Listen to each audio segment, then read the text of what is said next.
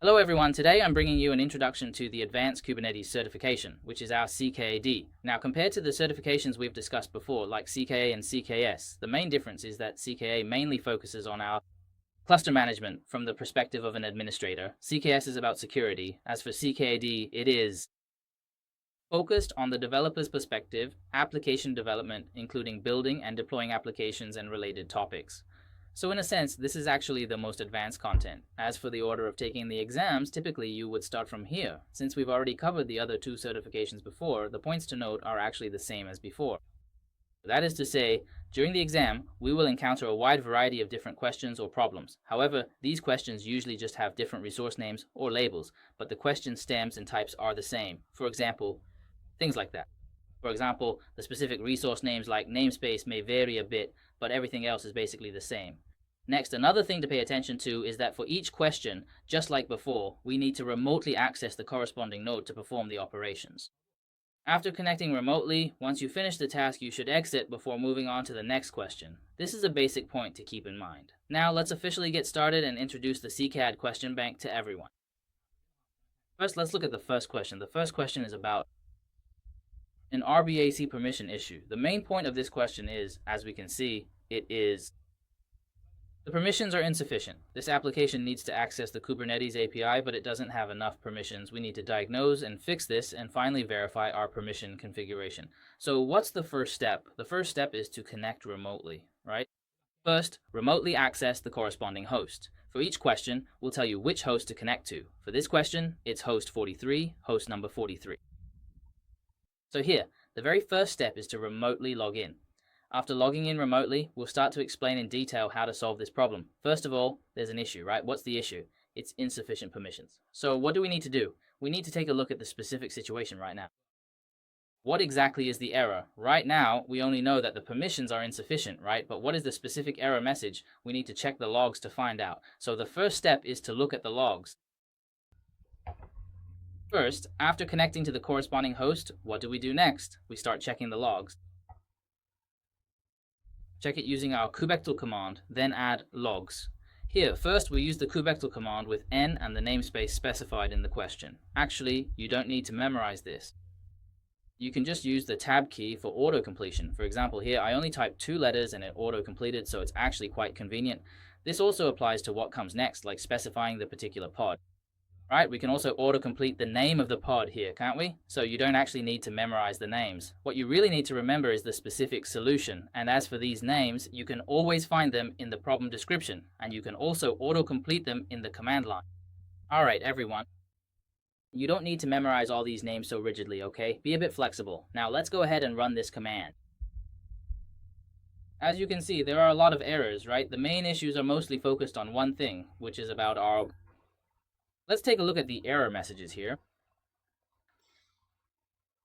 Actually, the basic content, you can see that there are indeed a lot of errors, right? There are many errors, but in reality, this is probably because our session has been open for quite a while. However, even though there seems to be a lot of content here, the key information is really just one thing, right? Just one message. What does it say? It says that here, what can it do? It can't list ports, meaning it can't list our ports.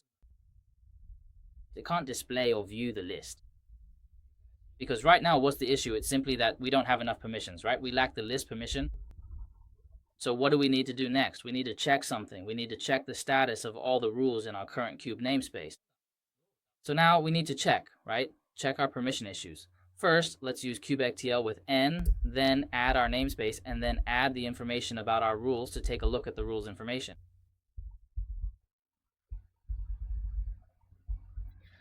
Here, let's take a look at our current namespace. Yes, the namespace is looking fine. Now let's examine the rules information in detail. At the moment, we have /list, post, and logs. These are the rules currently set up in this namespace. Alright, so now what are we going to check? We're going to check the permissions for these 3. Since we currently only have these 3 resources, any authorization issues must be coming from one of them, right? So next we'll use n again and take a closer look at these 3 specifically. So, are there any specific issues? We use the describe command to view detailed information. Here, we need to check them one by one. Of course, everyone should pay attention. When you're taking the exam, the issues that might come up could be different. So, what's the difference? Well, it lies in The names might be different, so you shouldn't just memorize them mechanically.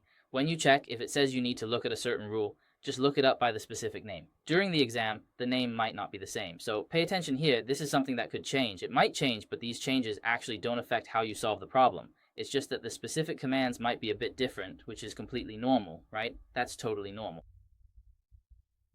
All right, let's take a look at this here. The specific information. Let's see, this is the first one.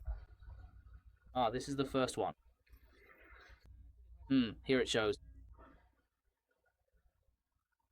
It says get list, but the resource, doesn't seem right, does it? The resource doesn't seem correct. Let's look at the second one. The second one is our pod list. Actually, just from the name, right? Actually, just from the name, you can already spot some issues, can't you? The name looks pretty similar, doesn't it? All right, look. Here you can see these are the get and list permissions for pods, right? Let's also take a look at the third one, just to be thorough. Logs. So the third one is a get for pod logs. Notice it doesn't have list. Pay attention to that. See, the third one doesn't have list, but the error we got earlier was about the list permission for pods, right? It's still up there, isn't it? It's still here. Take a look. Yes, it's the list information, right? The list information for pods. So actually, what we can see here is, so which one should we choose? We should choose the second resource, right? The second resource is the one with 2 permissions for pods, right? Get, and for example, this one is where the problem occurred. So to fix it, what should we do? We should go ahead and fix this part here to resolve the issue. Next, let's take a look at this. If you want to fix it specifically, first, what do we need? Well, the first step is that we need to create an identity principal, our service account. So here, first, we use our N to create it. The namespace is still this one, as before, and then we proceed to create a brand new account for the user.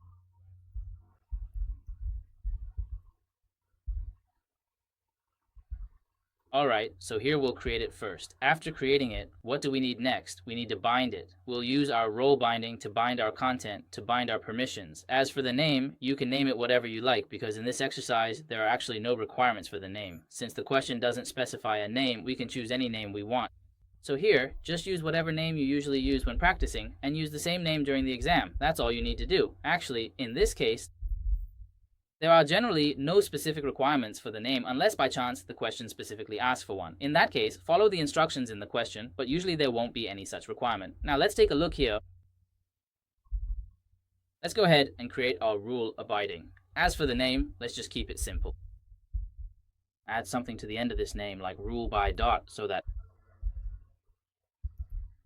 it's easier to remember, right? Easier to remember, rule abiding. Then after that, add our account information here, because it seems like I can't fit everything on one line here. So if you can't fit everything on one line, you can, right? Add a line break. Actually, part of the command line is blocked on the right side by my avatar. So I switched to a new line here. But you all don't actually need to break the line. When you're typing it out, you don't need to break the line. I'm only doing it because my avatar is on the right side. It's blocked, so I can't write out the whole thing here. That's why I'm starting a new line to continue writing. Next, we specify the Swiss account, the service account. We just specified just now our Q flag as our Q flag. The name, the namespace, the information about the namespace. And then as for the role, it's the one from the pooled list we just mentioned, that post, that list. All right, so here, at this particular step, we'll go ahead and press the enter key in order to create it. Once it's been created, we can then take a closer look at it and see what we've made. So as you can see, we've just created it, right? It's just been created, but if you want it to actually be applied and take effect in our environment, what do we need to do next? Well, we need to update our deployment and make sure to use this new one, right? That way, the changes we've made will actually be reflected in the deployment and everything will work as expected. So here we need to update it, just update it. For updating, what we'll do here is add the specification at the end. The first step is to specify our namespace. After specifying the namespace, we can set up our, set it to where? Set it to our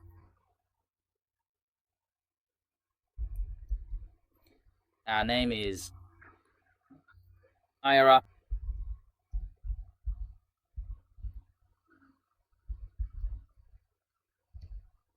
All right, I'll add our specific name at the end here.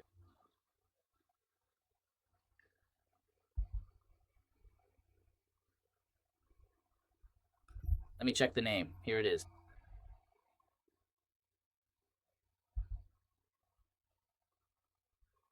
As for the type part, there's a slight issue with the name here. Let me check this command to see if there's anything wrong. Just now, we added our cute namespace at the end and then set source count.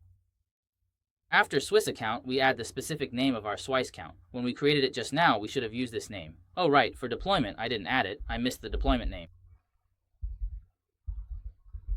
Did anything get updated? We're updating some information for the deployment, right? Here, we need to add the name of the deployment resource. Okay, after adding it, look, it shows here that it's already updated. See, update, it's already updated, so that means there's no problem. So next, what are we going to look at? Next, let's check the current status. Just now, it kept reporting errors, right? Our logs were constantly showing errors. Now let's take a look at the latest information in the logs. First, use n and add our namespace, then use logs to check that log entry from just now. This one from just now. Let me check the name here. Right. How many should there be here? All right, let's take a look here.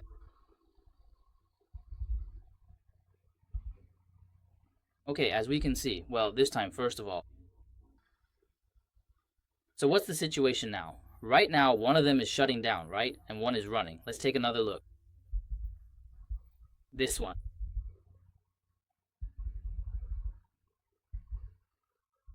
All right, let's check again.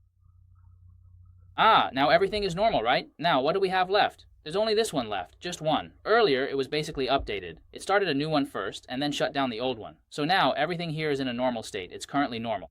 All right, so this is our pull process. The current status is already normal, right? It's basically been fixed. This is the configuration method for this problem. This is our first question, and it's relatively not very difficult, right? The main thing we need to do is what? Mainly check permissions. So what's the main issue in this question? It's when everyone is checking this for us. When you're looking at resources, right, usually it will show you several resources and you need to find out which one is reporting an error from among them. The key here is what? Let's scroll up a bit. What should you look at? Look at the error message here. What we mainly need to do is use this error message to find out which resource is having the issue and which permission it needs is problematic. Here, it shows the pod, right, and our list permission. So the issue is with the post and list permissions, specifically the list permission for the pod resource. Therefore, next, we need to find the problematic one among these three resources. These three already created weak decision resources. Which role has the issue, right?